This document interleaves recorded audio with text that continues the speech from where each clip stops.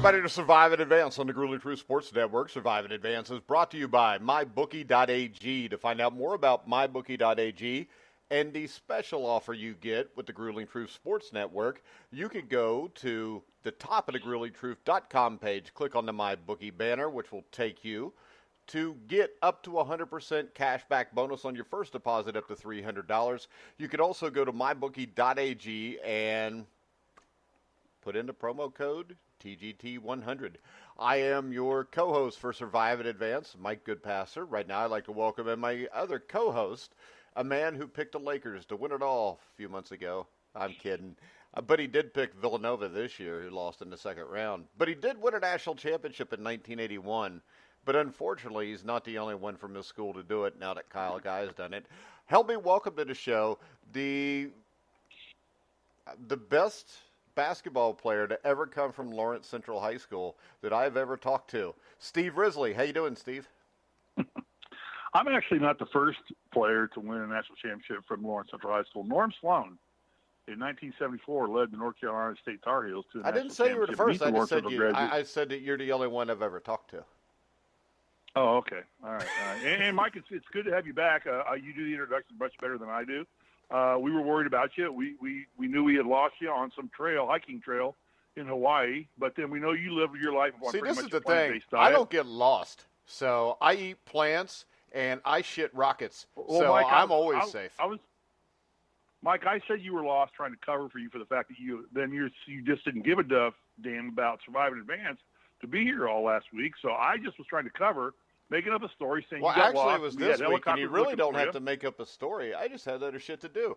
All right, let's welcome in our guest. We try and cover for you. First up, a man who had to deal with Steve Risley all week, Cole Hanna. Sorry, Cole. How you doing? Yeah, well, I'm doing about as well as you can after dealing with Steve all week, but I'm hanging in there. So. Oh, I'm so glad I got on today. All right, and Abuse next from everybody. up, go ahead, Lucas. We have our resident Canadian. He is the Toronto Raptors super fan, and who would have ever thought when he was born 23 years ago, at the same time the Raptors were, that someday he'd be on a show as huge as this, talking about a Toronto Raptors win in the NBA Finals. How you doing, Lukas Weese? Mike, I'm great. It's a pleasure to be on, and what a time it is to be a follower of the Raptors. Canada is come alive. And Steve, it's great to talk to you again, and so is you, Cole. I think this is the first time that we're ever talking on a show together, so let's get into it. Looking forward to having a great conversation. All right, let's look at this. Last night, Kawhi Leonard, 23 points.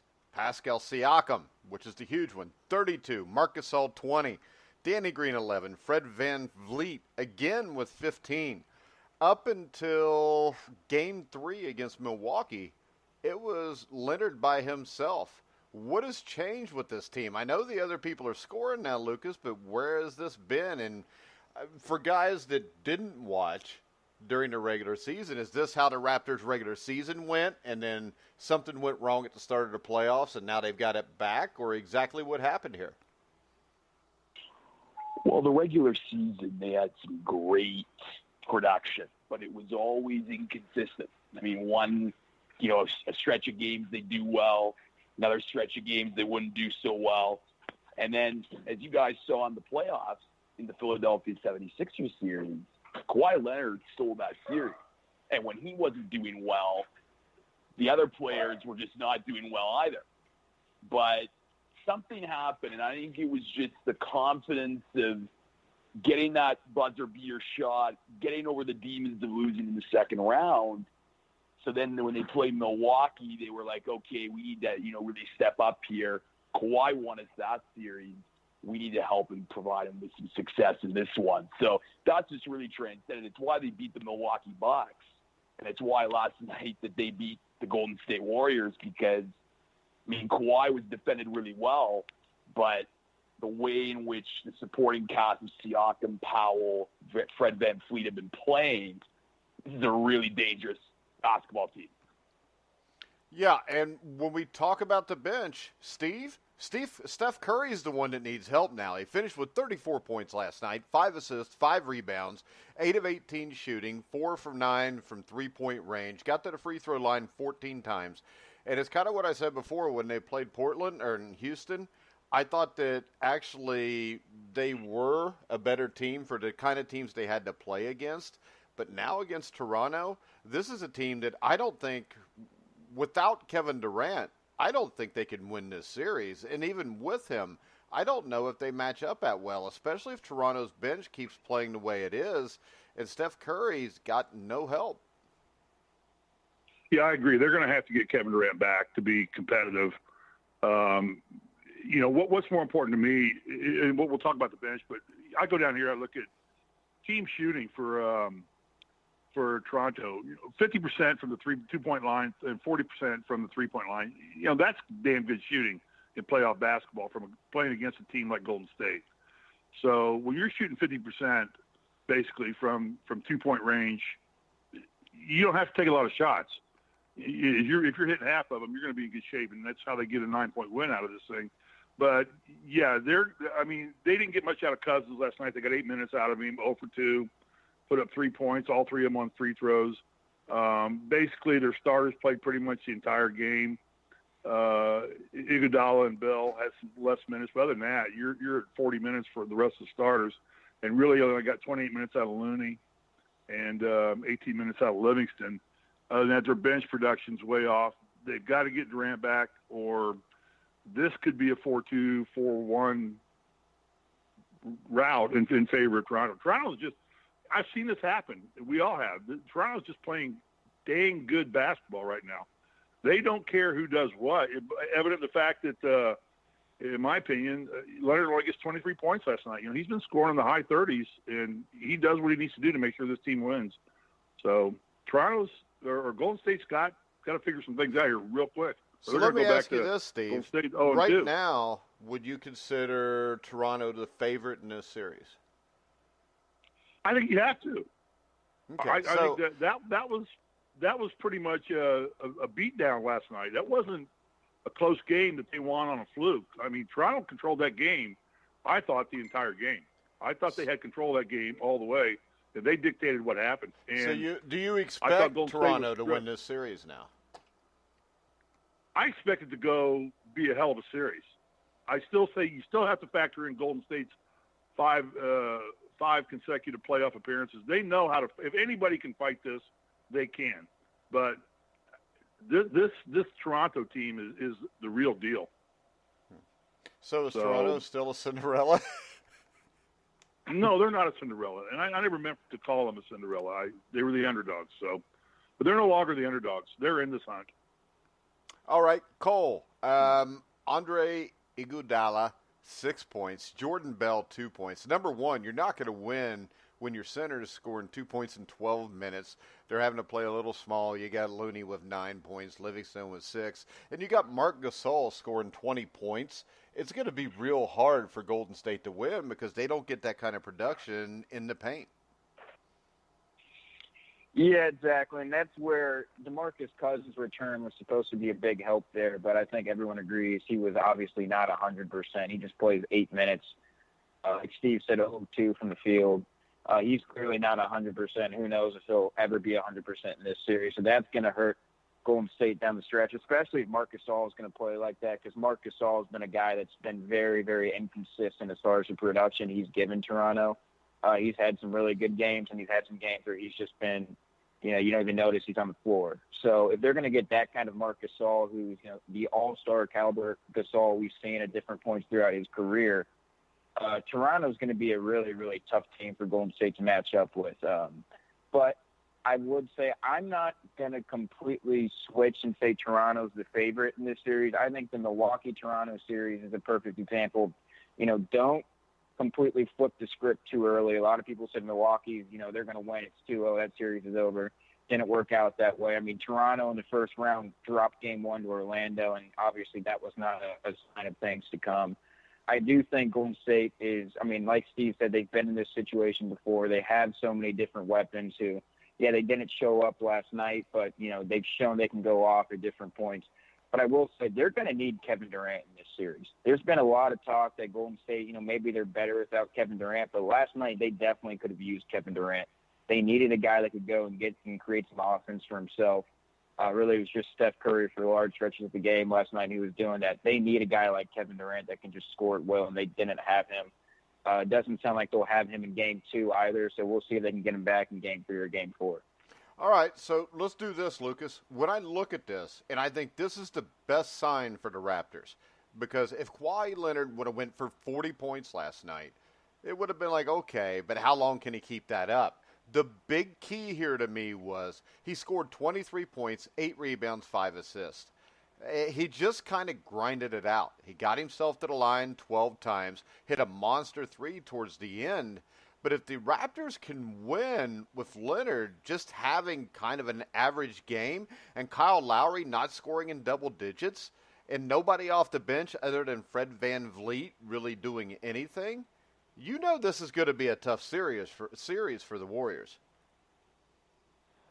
I completely agree, and I think that now give credit to Golden State. I think that they defended Kawhi well. They didn't give him a lot of open lanes for him to attack the basket.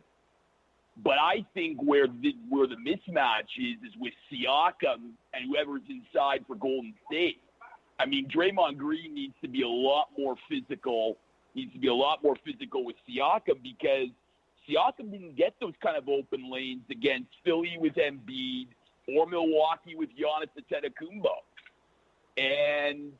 But I'm gonna agree with Cole in that this is a Golden State team that they're mentally tough. And Toronto has never been in this sort of position before. I just heard today that Kevin Durant's going to be back Games 3 and 4. So I think that if you're Toronto, Game 2, if you can take that, you have a huge advantage because then all the pressure then goes back on Golden State. But I'm just not going to, say that Toronto's just the heavy favorite here because this is new territory for them. To get 4 wins against a dynasty is very difficult. But obviously, it's great to see them playing so well. All right, so Steve, when you look at this, outside of Kevin Durant, what kind of adjustments can the Golden State Warriors make to kind of change the way the game is being played? Well, I think Lukas said it best. You got to get somebody on and play physical ball with Siakam. He guy goes 14 for 17 last night. You can't let him shoot that way and put up 32 points. You're going to have to get somebody who's going to guard him, play him tough. Other than that, I just think that Golden State's got to stay true to what they do. I don't know they really need to change anything. Holding. It's funny how we talk about holding Leonard to 23 points is a victory. That's how much respect everybody's got all of a sudden for Kawhi Leonard holding him to 20 points. The other thing to note too is, is this in Golden State's head just a little bit? Because Toronto went 2-0 against Golden State in the regular season. Well, they blew them out at Golden State also. Yeah, they're 2-0. They came in. So is Toronto coming back to? I think that Toronto or Golden State needs to win this next game in Toronto, or I think that Toronto clearly gets in the driver's seat here. If they go back 1-1, it keeps Golden State the favorite. But if they go down 2-0, it makes it a dead eat, in my opinion. I agree again with Cole too that I'm not going to give up on Golden State after one loss. And Lukas said the same thing, and you said the same thing. But this is cut bait time for Golden State. I never said the same thing because I picked Toronto to win the series when the series started, and I'm going to stick with that. I think they're going to win it in 6 games because I think in the end, number one, DeMarcus Cousins is not going to play more than 20 minutes probably in any game in this series because it's been so long since he's played.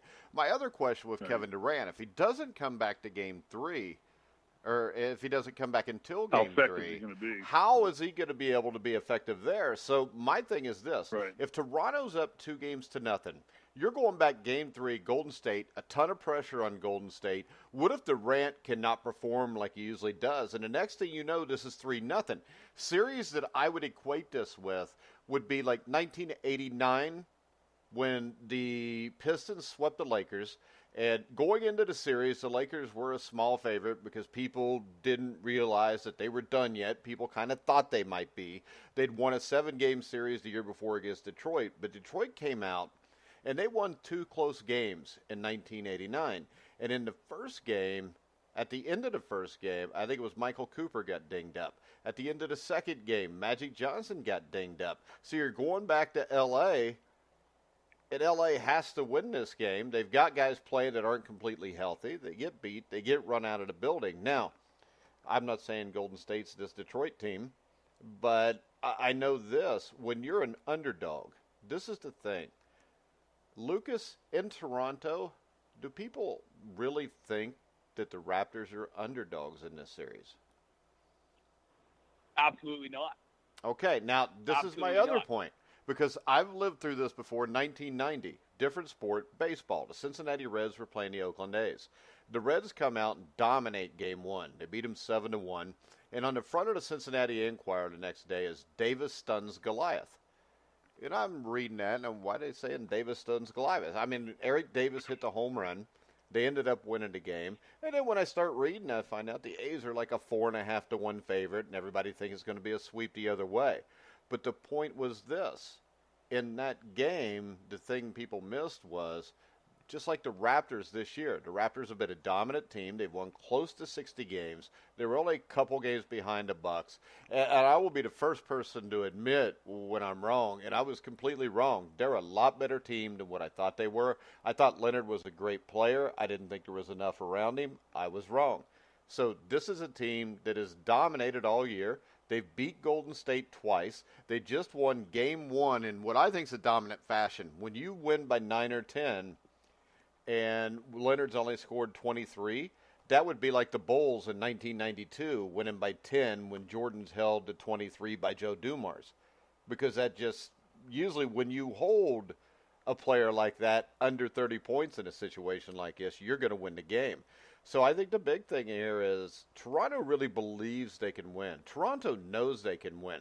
Portland was a team that I think matched up good with them. I think Houston matched up good with Golden State. But I think the difference was this. Going into that series, Houston thought they could win.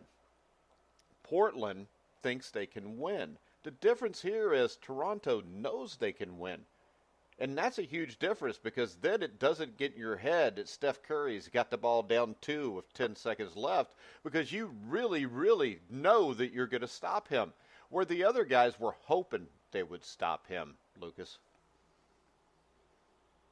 That's just a spot-on analysis by you, Mike. And you look at Portland and their 2 star players, Lillard and McCollum. They were up in Games 3 and 4 and blew large leads because they couldn't believe they could win. No, it's not believe. Yeah. It's no. They didn't know they were going to win. Because I'll see all these teams that are underdogs. Yeah, I've coached teams that were really good before, and we knew nobody was going to beat us. And we would hear their coach talking before the game on his coach's show, like, man, we really believe we can win. And I'd play that in the locker room, like during practice. I'd say, see, they can't beat us because we know we're going to kick their ass. We know we're better than them. They're over there hoping and believing. Well, can I point one thing out here? We didn't carry it far enough. Right now, Toronto is 3-0 against the Warriors. They have not lost to the Warriors this year. I don't think the regular season. I don't think the regular season thing matters that much in this situation. I think your psyche is. Hey, yeah, you had. I think we had Leonard missing one game and Steph Curry was missing another one. Was that? Am I right there, Lucas? I know it's something like that. Yes.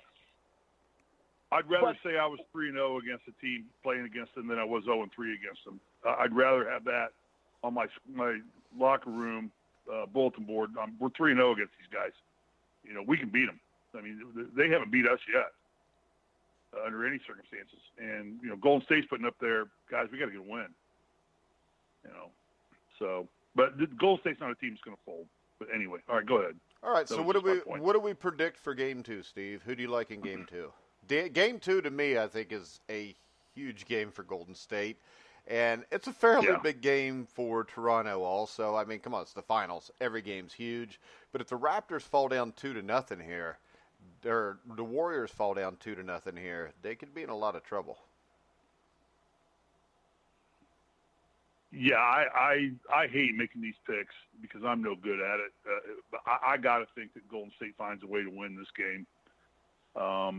This team can self-assess as good as any team there is and right its ship as fast as anybody can, or they wouldn't be in 5 straight NBA Finals. But I tell you what, I don't see a chink in Toronto's armor right now that says it's a sure bet. This game's a toss-up again. I think it's a little more contested game than last night was. But I think Golden State understands if they don't get a win here, their backs are against the wall usually. So I'm going to pick Golden State in a very tight game, down to the last shot possibly, even an overtime game. All right, Cole. Yeah, on yesterday's show, I said I think Golden State's going to grab one of these first two. I'm not going to completely switch off that front. I still think Golden State grabs one. So I'll go Golden State wins here. But I'll say this, if Toronto's going to continue to get that level of help around Leonard, they're going to get Siakam playing well, Gasol playing well, Van Fleet continues to play well. They have guys who didn't play well, like, Kyle Lowry struggled, and he's more than capable of going off if they need him to.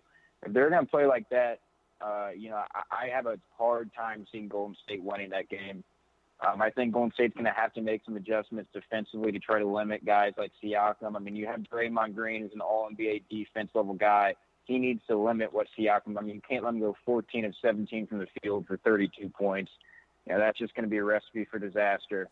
I think Kawhi Leonard's probably individually the best player in this series. So if Toronto's getting that level of help, they're going to win. But I think Golden State steals game 2. All right. Lucas?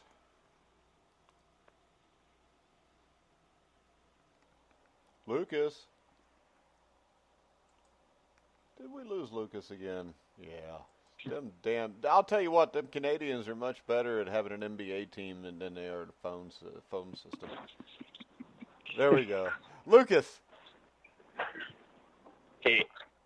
I'm back. Who you got in game 2? I got the Raptors. I think that, I think the way in which they played last night, Golden State's going to make some adjustments. And I think they're going to play a lot better, particularly in their transition defense, which I thought was pretty weak last night. But I think Toronto, they're going to find a way, and I think that Kawhi is going to have an over 30-point night. And the defense of the Raptors is just going to prevail. And we saw again last night that I think they're the best defensive team in basketball right now. And they just showed that last night in the way they were just out hustling and out defending the Golden State Warriors. So I got Toronto winning game 2 to take a 2-0 series lead.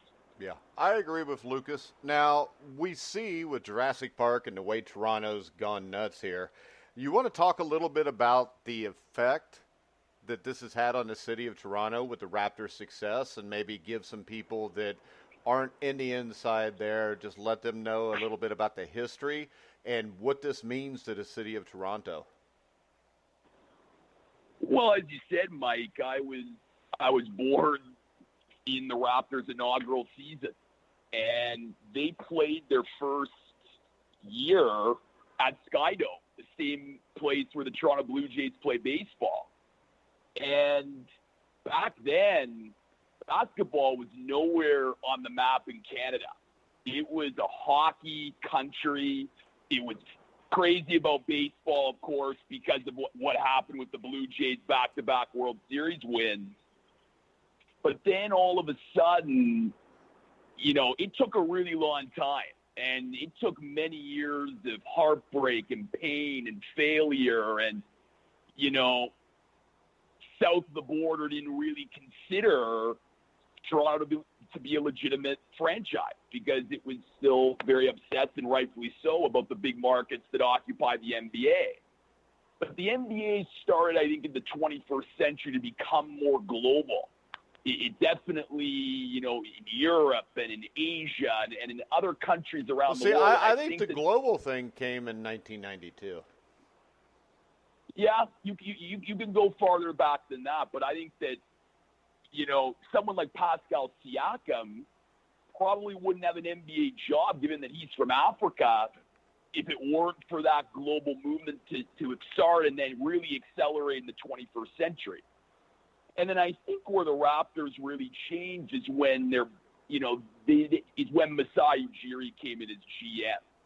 I think he really took this team that was, labeled the baby dinosaur, irrelevant to many and not really well known here in Canada, and made it into a basketball market with social media catchphrases like "We the North" and "North over everybody" and Drake becoming a global ambassador for the team. Those moves started to put Toronto on the map in terms of basketball. And then what transpired last season, Masai knew that he needed to make some moves to turn this team around. And it was tough. I mean, DeMar DeRozan, he said that he loved the city and all that stuff. But Masai knew that, let's put all our chips into this one pot and get Kawhi, make some moves to get Marc Gasol and other top basketball players, and let's see what we got. And as the playoffs have gone on, it's not just Toronto. It's the whole country's behind the Raptors from coast to coast.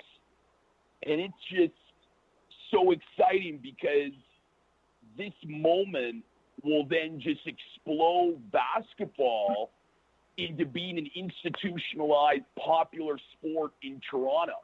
In the 1990s, no one in Canada would know what a pick and roll was. Now, you're going to see a lot more investment into basketball programs in Canada. And with the invention of Jurassic Park and how loud Scotiabank Arena is, these are some of the best fans in the NBA. And you're seeing it on full display. And it's just great. It's just great to see a country come together, a city come together, and being so energetic for a franchise. And I think it's not going to stop this year. It's going to continue and get more popular. Will it continue if Leonard leaves? I think so. Because I asked for this, because this is where I'm going with this. The Blue Jays were a huge thing in Toronto in the early 90s. And they're not so much anymore.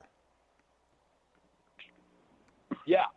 Well, I think the Blue Jays are a little different than Toronto just because, in my experience, being involved in the city, they are a true bandwagon franchise, the Blue Jays. When they're not doing well, you barely get 10,000 people at Skydome. When the Jays made the playoffs in 2015 and 2016, had a brief stint of making the playoffs, everyone was at the Rogers Center. But I think the way in which the Raptors have branded themselves, it's a real grassroots movement here. And I just think that it will continue beyond Kawhi because I think that there's a lot of people that are really invested into the Raptors. I think it's cool to be a Raptors fan. Everyone's wearing Raptors stuff. And I think it will continue beyond Kawhi because I think that the infrastructure will continue to be in place to allow for more growth in basketball in Canada. It's never going to reach the level of America. But I think that Toronto is, now on the map. And it's not just a dot on the map, it's a huge circle now. And I think even if Kawhi leaves, it's still going to grow because people are going to remember this. People are going to remember how the city just came alive. And this is unlike anything that I've ever seen, in my lifetime at least. I've never seen anything like this. And it's funny, Mike, and I'll finish with this. there were a couple articles written about in Toronto media about whether the basketball popularity is going to draw some concern for the Toronto Maple Leafs, which is, and everyone's like, oh my goodness, it's the Leafs, it's entrenched in our culture. But I don't know. I mean, I don't know if the Leafs ever make it far in the playoffs, if it would get the same type of energy and cross into different cultures and backgrounds like this Raptors run to the NBA Finals has done. So it's very interesting, but long story short, I just think that basketball is still going to be big in Canada, even if Kawhi leaves. All right. Steve, Cole, any questions on basketball in Canada? The only thing I know about basketball in Canada is Steve Nash. Yeah, that's a fair. I mean, how big is that? Is it just a Toronto thing, or is all of Canada kind of getting involved in this, or is it mostly just the Toronto and its surrounding areas thing? Because you have a whole country there that this is their own team. So great question, Cole. In the big cities across Canada, there are like Jurassic Parks all created around those areas. I know that even Toronto, the suburbs, are even getting mini Jurassic Parks. And these suburbs, some of them, are just a little over 100,000, 200, 300,000 people. But to even that get a little, an area where people can come together and watch on a big screen just shows you how popular it's become. So, yeah, I mean, I think, if you go around and, from Halifax in the East Coast to Vancouver in the West Coast, it's a Raptors mania wherever you go. And which I don't, certainly in hockey, if the Toronto Maple Leafs made the Stanley Cup final, there would be, no one would be happy in Quebec or the West Coast. So, in a normal NBA finals, when you have two American teams, there's division. One coast this, the Northwest that.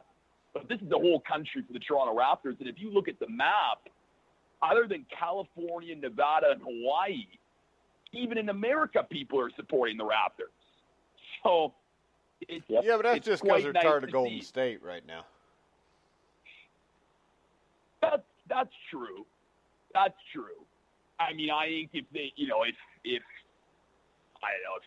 the New York Knicks made put it like the this, NBA Finals. it's like this 2 years ago. Nobody really likes the Philadelphia Eagles except for Eagle fans, but most of America was cheering for them to beat the Patriots. That's true. Good call there, Mike. That's a good point. But it's still amazing. I mean, it's still amazing that when you look at a map like that, you wouldn't find other parts of America like in the Golden State Warriors. It's, especially when it's a Canadian team, the first time a Canadian team is in the NBA Finals. All right, so since we're talking about Canada, even though you don't have a team in it, you want to talk about the NHL Stanley Cup Finals? Because I have a few things to say here. Number one is, if you listen to the Sheridan Report, I picked the exact score of Game 2 and the correct winner.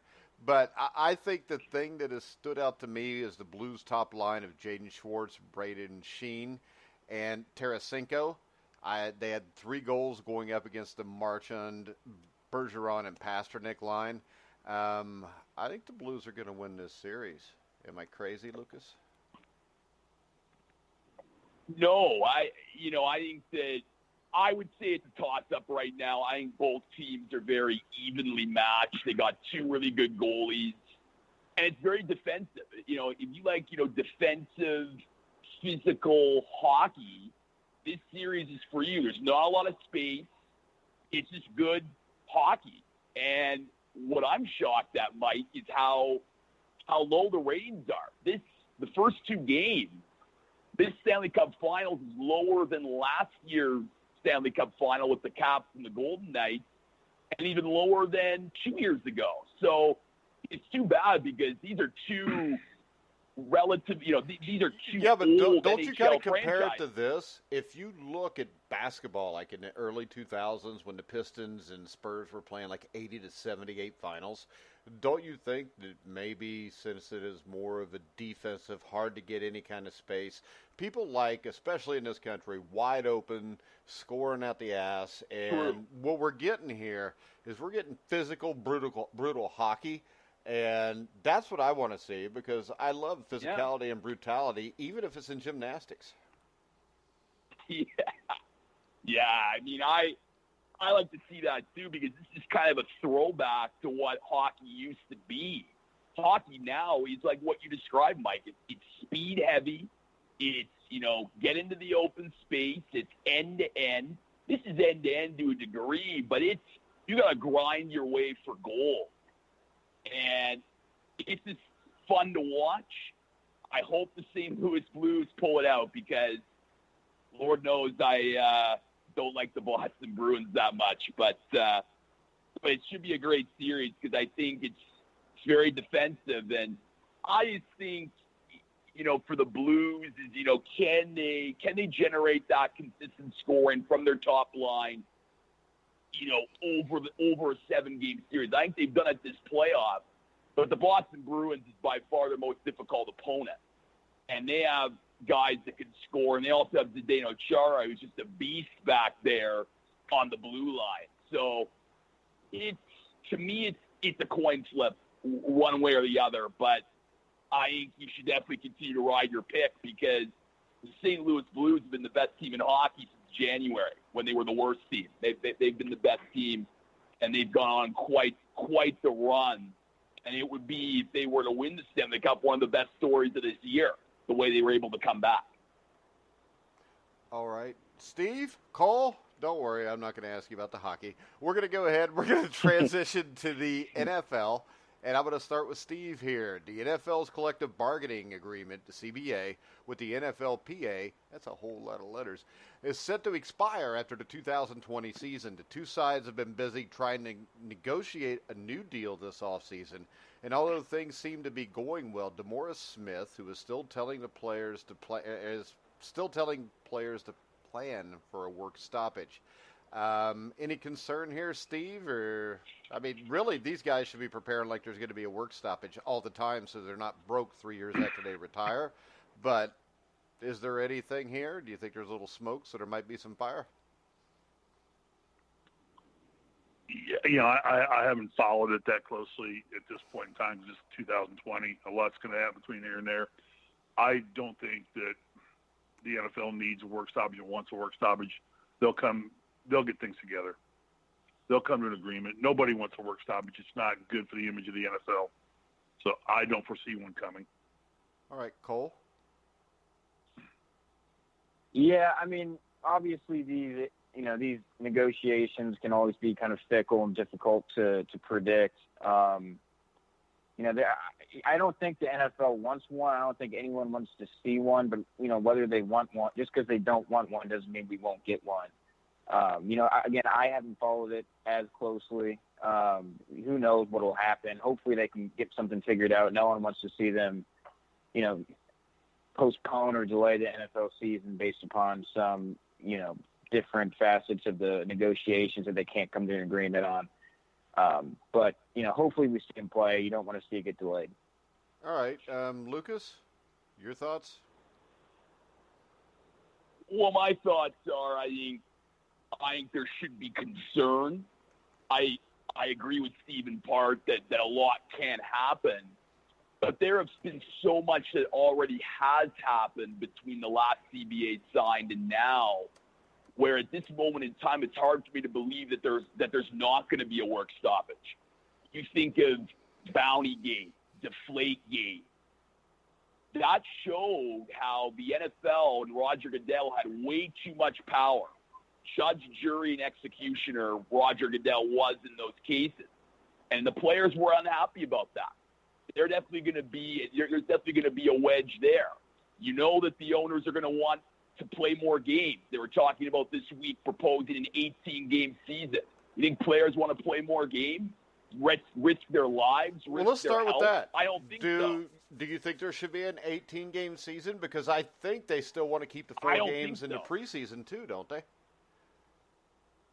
I don't think there should be an 18-game season. I think that the NFL, given how physical and brutal football is, it's long enough. Now, the And I think that CFL plays an 18-game season with a 2-game preseason. Would that be more acceptable to you? I don't know. I would eliminate the preseason, altogether. Maybe play 1 or 2 games, because we've seen time and time again players go down for the whole year because of just playing in a meaningless preseason game. Wait a second, though. Hold on. Because Yeah. you say that you don't need preseason, but I think that we've seen, do you agree we've seen a lot more injuries, especially early in the season over the last decade? I would agree with that. All right. Now, But I've also agreed that there's injuries in the preseason. Hold on. There are some injuries in the preseason, but my point is this. It also seems like quarterbacks get hurt at a lot higher rate than they used to. Correct? Correct.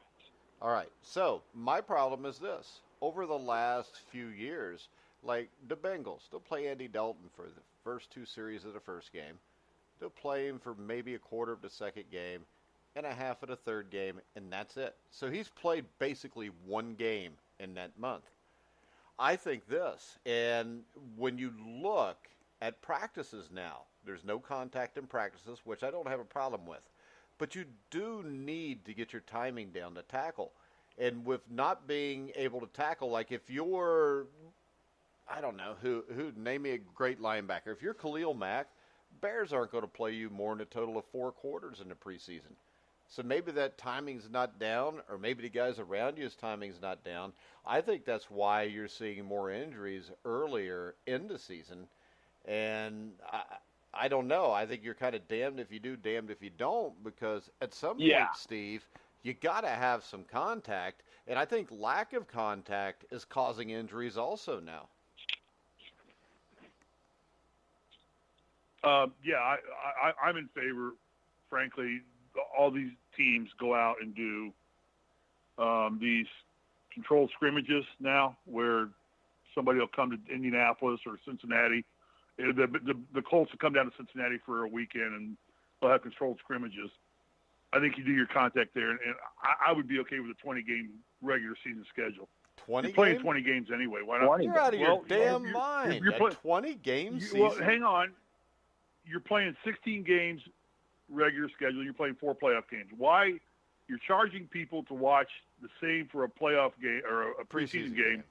Preseason that nobody is playing. How many people have wanted to go see Andrew Luck play or Andy Dalton play, and pay $150 for that ticket? Nobody does that for and the then not see preseason, him. no. Well, you can't give your preseason tickets away. When I own season tickets, I know, but that's the point. You know that you're not going to see but you still get charged for it. Yeah, so well, that's fine. because my theory is just make them all count. Make them all count. If you play 20 games, Steve, that is stupid. I think what they got to do is they ought to play 4 preseason games and 14 regular season games, because I can tell you this: the rate of injuries when they had 14 games was less. I think this is absolutely asinine that they want to move this to 18, and I think 20 is completely foolish, because you got guys that are dying left and right now from playing football. And my problem is a controlled scrimmage is a controlled scrimmage. That means you go to thud. It doesn't mean you're tackling, but you're getting the speed down. That's how most teams practice. And I think I brought up, Lukas, before how I think the lack of full speed hitting leads to injuries. But I also think if this makes any sense, I don't think that there should be full speed practices, because I think when you do it in practice and you may cut down on injuries during the game, but I also agree with your point where you get more injuries in preseason. And I think the bad thing here is you're damned if you do, you're damned if you don't, because there's no way to protect players in a game like this. There's no safe way to play football. The only safe way is to play less football, not more football, Steve. Fine. Yeah, I mean, either way. I mean, I just think the preseason games are a waste of money. It's a slap in the face to the fans. They charge full price. See, that's why, as an NFL fan, I hope the NFLPA would finally grow some balls and hold out until they get what they deserve, instead of just taking what they can get. And the reason that they won't hold out goes back all the way back to the 70s, 80s, and 90s, because they were willing to give up their future for that present. And what I mean by that is you've got all kind of NFL players that are struggling, that can't get insurance. Their pension is shit for a league that makes billions of dollars off of them, was built on them, and nothing can be done. You can't, have legalized marijuana to take care of players who are in pain. We're going to give them Vicodin. We're going to shoot them up with shit that destroys their body. And the problem is, DeMaurice Smith, just like Gene Upshaw, who ran the NFLPA before, is only in this to line his own pockets. So when they go on strike, they end up always coming back, even if they've held out a few weeks and there's been a couple games missed, because DeMaurice Smith is bought and paid for by Roger Goodell in the NFL. It's just the way it is. What they need to do, the NFLPA, is the players need to rise up, decertify the union, and then you could get somewhere, Lucas. Well, yeah, and I think that the way that it's structured right now is it's hierarchical. The NFL owner treat their employees, the players, like garbage. And you look at the NBA, for example, the way that Commissioner Silver has started to run things, it's a real partnership. And, the players are treated as partners with the owner, and look at how well the NBA has done. It's exploded. And I just think that there are just so many wedge issues here that you brought up, Mike, where the players are going to dig in for a period of time, but unfortunately they say to themselves, well, gee, I still got to make money here. I still got to play, football, and they'll cave in. And for Roger Goodell, the owner, they'll always win, unfortunately, unless if they take your advice, they break off the union and they just don't play for a year and let's just see what happens here. But they'll never do that. I think, you'll have a shortened season, and then for fans, they'll ask themselves, well, gee, what was that all for when, okay, we get some football, but are players that are playing it really protected? I still think so, and I think that there's too many issues here, like I've mentioned, and, let's be honest here, the whole anthem thing, that the owners are going to want to put a clause in the CBA preventing players from kneeling. That's going to be a wedge issue probably, and on it goes. So I don't know about you, Mike, and Stephen Cole, but at this moment, and again, there's a lot of time between the end of when the contract expires, I think there is going to be a work stoppage because there's too many wedge issues that I don't think they can find common ground on. Yeah, but remember this. The way this has always went in the past, Cole, was it's still going to turn out the owners win because DeMaurice Smith has no backbone. And the problem is the players, your average NFL career is 3 years. So if you miss a year, that's a 30-year earning power for probably 65% of the league. Exactly. That's what I was going to say. It's one thing to sit here and say, we want the players to sit out a year. But, not every guy can afford to do that with how short NFL careers are. These guys, it's not like the NFL, it's one thing. But in comparing it to the NBA, and I understand, and Adam Silver's obviously done a much better job of partnering with the players, like you said, Lucas. But the NBA guys are making a lot more money on average. Their careers aren't nearly as short on average as what NFL guys are. So you can't really compare the two in terms of wanting players to sit out a year when they make, they need to get their money in a short window. These aren't careers that, are lasting 10, 12, 13 years on average. There's a lot of different players in the NFL. A lot of them get replaced year after year after year. So, if you're one of those fringe guys on a roster and you sit out a year, there's going to be a whole new wave of players coming in that are going to replace you probably that year you sit. Now you're not getting paid. So it's a big issue to get around. So it's tough as an NFL player to balance. Do you want to sit out a year and try to get what you want in the CBA, or do you need to play because you need to make money? So, it's a tough issue. I don't know what's going to happen. It's tough to predict, but you don't want to see a work stoppage. But, I think I agree with Mike. It would probably be better for the long term for the players, but are they willing to make the short-term sacrifices worth it to them? It's going to be the big issue. Well, see, all this goes back to 1993. In 1993, there was a threat of a work stoppage, and they signed a CBA. And what the CBA was, the players got a full version of free agency, and in return, there was a salary cap that was put in as sort of a stopgap on runaway spending. The players also received something else.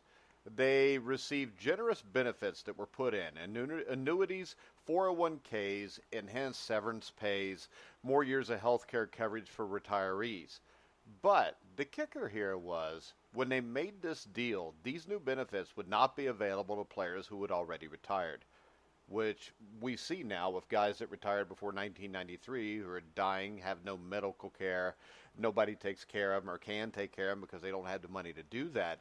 So once again, when we sit there and say that the players are doing what's best for them because they don't want to lose out on the money, the thing is this: if they stood their ground and forced the owners to give them something, number one, the NFL is worth how much money each year? How much does the NFL bring in, Lucas? Over $3 billion. All right, now, Steve, players get 47% of the revenue. Is that fair? Yeah, they don't put anything up other than their physicality. Really? So your brain and your mind. Wait a second, because okay. NFL owners aren't putting anything up either.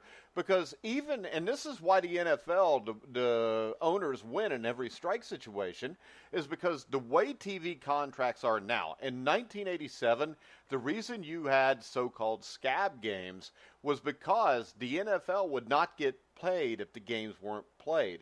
The NFL, like in 2007, it was written into the contract. They're getting paid for that year anyways. Am I right there, Lucas? Correct. So they've set this up, Steve, for the owners to have all the power.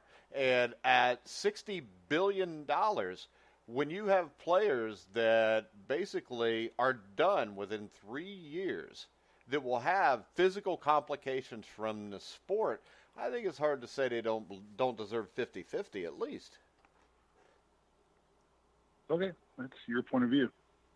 Well, what's your point of view? I said it. I think the owners put up the money. They own the teams. They're the owners. You call them the owners. That's their business. And the players are employees. They can choose to go do other things if they think that the game's too risky to play. I never in my lifetime will get paid $3 million a year for working, even if I only do it 3 years. You do know that most players don't make millions of dollars, right? Yeah, the NFL, yeah, it's starting salaries starting $150,000 to $200,000, $300,000 range. It's somewhere in there. So still, if you want a safe, comfortable job working at a desk, go do it and go make $25,000 to $50,000 to $75,000 like everybody else in the world does. So, it is. But I get they deserve 47% because they put up their physicality, and that includes their mentality, the damage that's going to occur to their body. They put that all up, but they don't pay into running the franchise, owning the franchise. They don't pay the taxes of owning a franchise. They don't run the business. They are part of the business. No, they are the business. 47%, I think. So. Well, yeah, they are the business. Exactly. They wouldn't be football without the players. But it's a win-win for both. 47% to me is fair. 3% goes to the owners for putting the product on the map that they can go participate in. So, but I understand your point of view too. The game would not exist without the players. It's the same thing I'd say about college basketball, that I think that there should be profit sharing involved for the players because NCAA basketball wouldn't exist without the players. So it's the same mentality. Not the same thing. But Lucas, what do you think? Close. No. There's a big difference between being a basketball player and a football player, Steve. Go ahead, Lucas. Yeah, I mean, I see both sides. I think that the players are going to, like, they're definitely going to ask for 50-50 in this next negotiation. But I still think the owners will do that because the owners are greedy. And I think that's unfortunate because while they do put up the money, they're the ones who just sit in their owner suites. It's the players who deal with the complications that we've talked about. And unfortunately, it's, but I despite your point, Mike, like some players don't make millions of dollars, they still make a lot of money. And, whenever I hear of these lockouts or work stoppages in sports, it's millionaires negotiating with billionaires. And I just don't think, it's important, especially for a rush sport like football, but they're still making a lot more money than a lot of average people out there because of their athletic abilities. So it's very difficult to tell, but I don't know. I would definitely, consider giving the players a little more, given what they go through, especially with football. But good luck trying to get that with these owners. All right, Cole. Yeah, I mean, I tend to agree with you, Mike. I think a 50-50 split would be the most fair thing you can do, especially just with all the health concerns coming out of with the NFL and how much long-term injuries can affect these guys. I just think it's what they should do. Put forth a little bit more money to them, help take care of them long-term health-wise. Like Lukas said, who knows when the NFL is going to be willing to do that. But just with the health concerns, and especially, the issues with how the NFL has kind of tried to hide all of that and all, stuff like that, I think it's the least they could do. I think they should.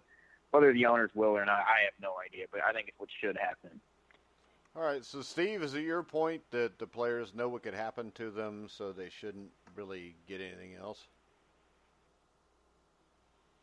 No, that's not my point. I mean, I just... Because you said that, but...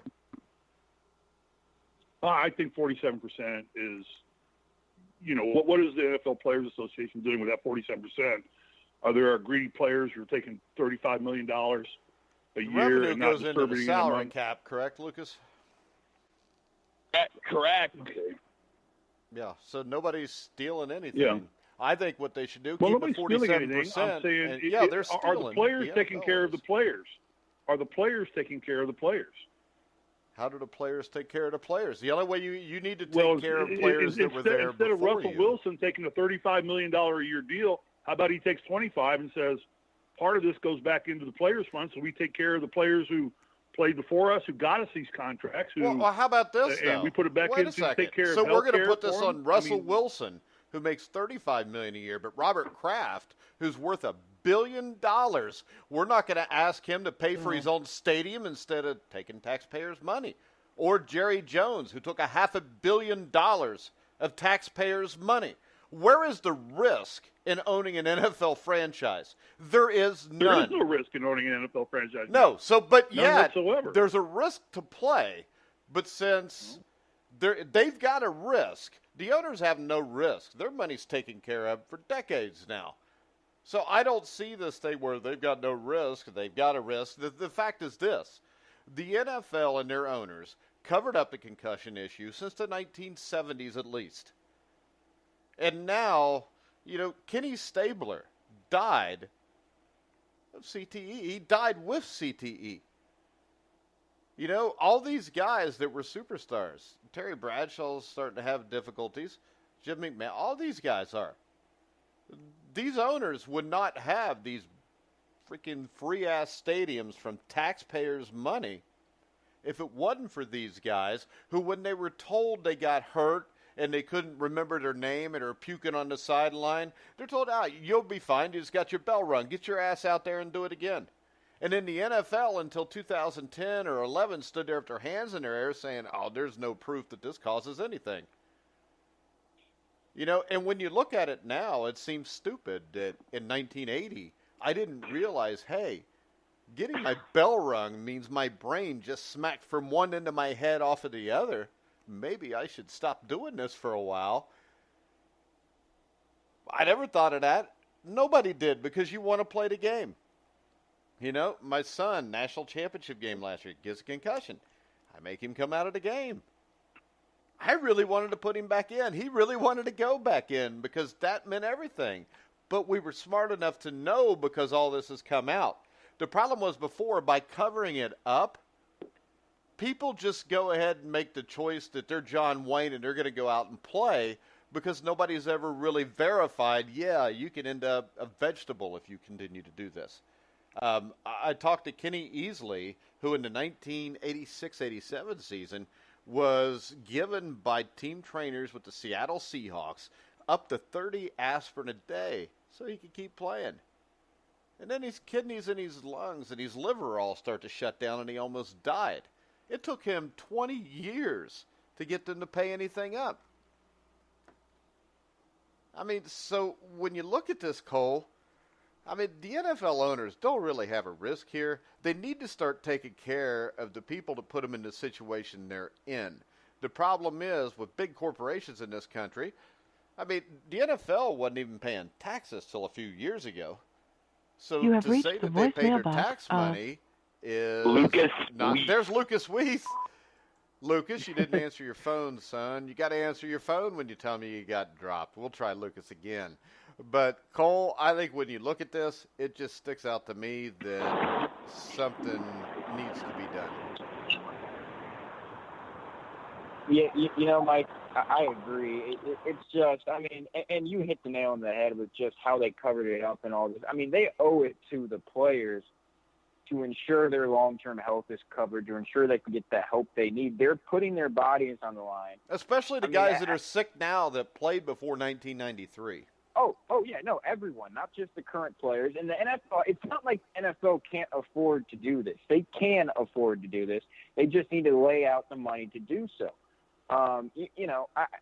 You can argue there's a risk for the owners that, you know, maybe they'll lose value of their franchise, but they're already billionaires. Are you really going to worry about, you know, maybe they lose some money off their net worth? Like, you know, when you have people dying as the alternative, I mean, people are dying because of these head injuries.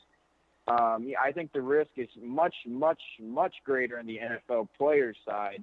You know, I think they owe it to the players to ensure their long-term health is covered, to ensure that when something goes wrong, you know, if they ever have health complications from playing, that the NFL will take care of them. And like you said, that should not just apply to players who have played in the last 15, 10 years and guys who are going to play in the future. It should be anyone who suffers health issues from playing in their league should be covered by the league. I mean, I'm not entirely familiar with how salaries were in the NFL and when they started making big money, but I bet those guys in the 1990s probably weren't making near as much money as the guys of today are.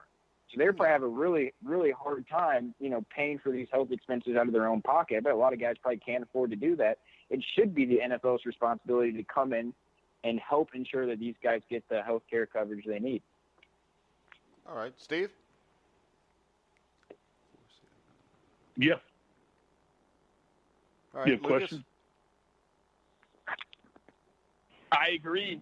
You know, it's a complex issue, and it's going to be interesting to see how it plays out. All right. The Green Bay Packers coach, Torrey Zakili, is playing basketball. Any take on that, Steve? No, Oh, not come particularly. on. That's I mean, funny. it's not football related, so that's probably on his own doing. But I'll go this. I think what disappoints me most about the NFL is that I think they should come up with a set of standards and measures and retroactively go back to the formation of the NFL. Any player who qualifies under the collective bargaining agreement, regardless of when they played, gets the same health care coverage, and they retro it back to that point in time. I don't think there's players that played it's fair. There's players who played in the 60s and 70s who are not getting taken care of. I think that part of it sucks royally, and I think that's where the NFL owners paint themselves into a corner. They need to just do that and say, if you meet these criteria, you played 3 years, whatever the CBA comes to an agreement on, the players union and the owners say, these are the standards and measures we use. I don't care if you played in 1940 or 1999 or 2019. If you meet these requirements, you are under the NFL healthcare plan and you are covered fully. That should happen. And if I was the CBA, if I was the NFLPA, I would hold out for that until I couldn't breathe anymore. But see, the point I is would say this, that's not negotiable. Steve, they're at 47% right Yeah. now. If they go to 50%, that could happen easily. Well, then that takes it to 50%. Then I'm all fine there because it's giving back to the players what they need, which is health care coverage, because it is a violent and dangerous sport. And I'd be fine with it going 50-50 if that's the provision that takes it to 50-50. If it's just 50-50 so the rich players can profit more, I'm not for that. I don't understand But why somebody is more for a rich white asshole who's been handed everything most of his life getting 50% while a player, or 53% while the players get 47%. They don't pay taxes. They just don't. Look at Amazon. And the NFL was considered non-profit till a few years ago. They're getting basically free stadiums most places. So I don't know why the big problem with the workers actually getting rewarded while the owners are stealing. Like I said, I understand your logic entirely, but a couple things here. You virtually never get rich working for somebody else, and the players work for the owners. They do that. Now, they get richer than most of us do, but that's because they can do what most of us can't. Right. That's fine. Right. And there are NFL players that can't build rocket ships or do brain surgery. And that's why doctors get paid. You get paid what your. I'm pretty sure brain surgeons is. do pretty good, even compared to NFL players. NFL players do pretty good. Not like I brain said, surgeons. I'll Because you never know make what? I can be a $300,000. brain surgeon until I'm 60. I usually can't play football Right. past the age of 28. Right. And I'll never make $300,000 a year to be a second string or third string offensive tackle on an NFL franchise for however long I get to do that. So I'm fine going 50-50 if it goes into healthcare. Then I'm all for that because I think the issue is healthcare. That there's players who are just suffering, they're dying unnecessarily. I think we've pinned it now. I think social media, everybody's pinned the CTE thing, and we understand it now much better. It's been brought to the forefront. I don't know that the NFL is dealing with it in the way they should still. I think they're still trying to cover it up and mask it. But if you want to go 50-50, then that other 3% comes in and goes right to the healthcare system to take care of anybody who's ever played and meets the minimum standards for being a qualified recipient of healthcare through the NFL package. And that's agreed upon by the Players Association and the owners. And then everybody's covered. I'm all for that 100%. All right. Big time. Lucas, any comments before we wrap up? And then I'll go to Cole. I'm good. I'm good. I'm good. Right. Cole, are you good? Yeah, I think I'm good. I guess, good luck to the Raptors going forward, Lucas. That was a really surprising game one, and hopefully, we have a good final series to look forward to, but that's pretty much all I got. All right, Steve. That'd be great. No, good luck to the Raptors. Lucas, it's been fun chatting with you. It's fun to have a friend who's behind a team.